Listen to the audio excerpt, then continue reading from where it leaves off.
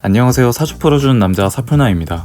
누구나 살아가면서 한 번쯤은 내가 누구일까, 내 강점은 무엇이고 내가 잘할 수 있는 일은 뭘까 처럼 내 자신에 대한 질문을 던지는 시기가 있잖아요. 저를 포함해서 보통 남자들은 대부분 군대에 가서 이런 생각을 약간 강제로 많이 하게 되는 편인데, 이때 자기계발 관련 서적도 많이 읽게 되더라고요. 그런데 이런 책들을 읽다 보면 대부분 내용들이 보통 어떻게 하면 이런 습관을 가지게 돼서 이렇게 성공할 수 있다 로 기결이 되곤 하는데, 난 무엇을 해야 하고 난 어떤 사람일까에 대한 힌트를 주는 데는 한계가 있었어요. 이런 시기에 제가 우연한 계기로 사주 명리학 책을 접하게 되고 공부를 시작하게 됐었는데요. 제 경우에는 사주팔자 공부를 통해서 간과하거나 잊고 있었던 자신을 알려줘서 처음에는 엄청 신기했고, 내가 평소에 잘 맞다고 생각했던 일이나 성향들이 실제로 사주에도 나와 있어서 더 알고 싶은 마음에 꾸준히 공부할 수 있게 됐었던 것 같아요. 공부하기 전에는 사주라는 걸 단순히 점 보는 거라고 생각을 했는데, 사주 명리학이라는 건 우주 변화의 법칙을 인간의 일에 적용해서 운명을 계산해서 법칙을 읽는 것이라고 하더라고요. 사주를 그저 미신으로만 받아들인다는 건 한의학 또한 미신이라고 하는 것과 같은 말이었어요. 사주 명리학과 한의학 모두 동양 오술 중 하나로 뿌리가 같기 때문이죠. 사주에 대한 오해는 정말 많긴 한데, 이 부분은 제가 다음에도 제대로 다뤄드릴게요. 무엇보다도 여러분들도 스스로 사주팔자를 보고 나에 대해 파악할 줄 아시게 되면 단순히 무료 사주 어플을 통해 알게 되는 것보다 훨씬 더 양질의 답을 얻으실 수 있을 거라 확신해요. 사주를 처음 접하시는 분들이 어렵게 느끼시지 않게 쉬운 내용으로 하나씩 알려드릴 테니까 가볍게 봐주시면 좋을 것 같아요. 일단 오늘은 사주팔자를 볼 때 사용하는 단어를 최대한 쉽게 알려드릴게요. 우선 앱스토어에서 만세력 천을기인 어플을 설치하고 실행하시면 이렇게 이름, 생년월일, 출생 시간을 입력하는 창이 나와요.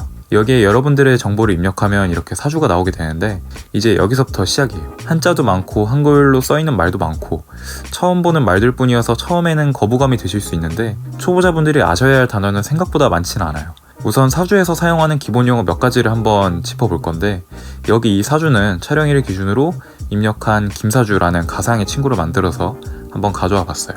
우선 사주는 4개의 기둥을 말하는데, 여기 보시면 이렇게 4개의 기둥이 있고 8개의 글자가 있죠. 그래서 우리가 보통 사주팔자라고 하는 거예요. 사주는 한 사람의 태어난 월, 일, 시간을 뜻하는 육식갑자로 4개의 기둥을 만들어 운명을 해석한다는 말에서 나왔어요. 오른쪽에서부터 연주, 월주, 일주, 시주라고 하고 각각의 기둥에는 의미가 있어요.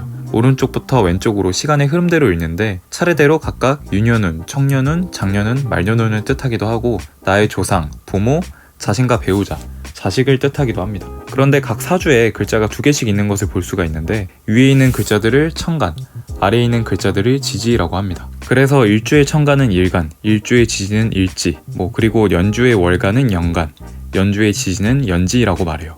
이들 중 나를 뜻하는 것이 일간이기 때문에 가장 중요한 글자이기도 합니다. 그런데 이 한 글자만으로 나는 어떤 사람이구나를 단정 지을 순 없잖아요. 다른 글자들과의 관계 속에서 서로 어떻게 영향을 주는지까지 알아야 하는데, 그 관계의 기본이 음양오행의 상생과 상극입니다. 그래서 우리는 천간의 음양의 기운이 어떻게 배속되고 오행의 상생과 상극이 어떻게 이루어지는지 이해해야 해요. 잘 이해하기 위해서 우선 오행이라는 게 왜 나왔는지부터 설명을 드리자면, 고대에서부터 우주의 변화와 형성의 법칙을 음양이 소멸하고 자라나는 것으로 설명을 해왔는데, 이것을 오행, 목화토금수의 변화와 질서의 이치에 적용하게 되었어요. 이 음양오행이라는 건 사실 우리 실생활에서 흔적을 쉽게 찾아볼 수 있는데요. 목화토금수는 우리가 알고 있는 일주일의 요일이나 태양계 행성의 이름에 대응시킬 수 있어요.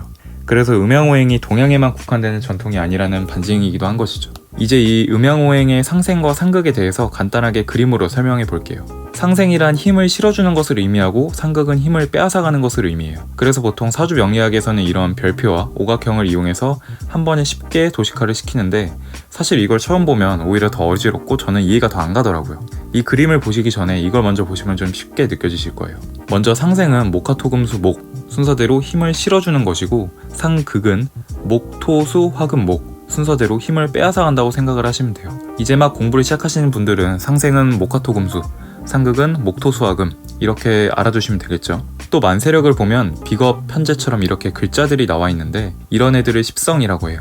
십성은 일간과 나머지 7글자들의 음양오행을 따져서 그 관계를 10가지로 분류한 것인데요. 십성을 통해서 우리는 일간, 나의 생물학적, 사회적 관계, 그리고 인생에서 추구하는 재물, 명예, 권력 등의 다양한 모습을 읽을 수가 있어요. 마지막으로 음양오행에는 상생과 상극만 있는 게 아니라 천간과 지지의 상호작용을 읽어서 인생사의 중요 사건과 사고, 변화와 발전을 찾아낼 수 있는데, 이를 형충회합이라고 해요. 마지막으로 음양오행에는 상생과 상극만 있는 게 아니라 천간과 지지의 상호작용을 읽어서 인생사의 중요 사건과 사고, 변화와 발전을 찾아낼 수가 있는데 이를 형, 충, 회합이라고 해요.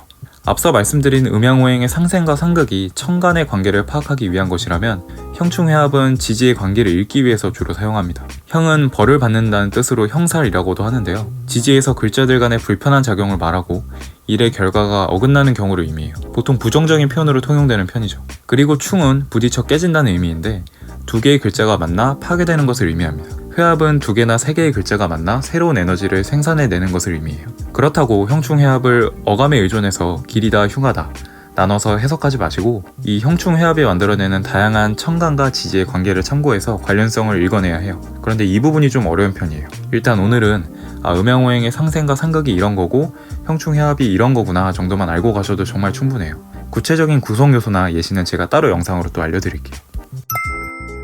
오늘은 이렇게 해서 사주 명리학에 관심이 있으신 분들에게 내 사주를 보기 위해서 꼭 알아야 할 기본적인 용어들에 대해서 알려드렸는데요.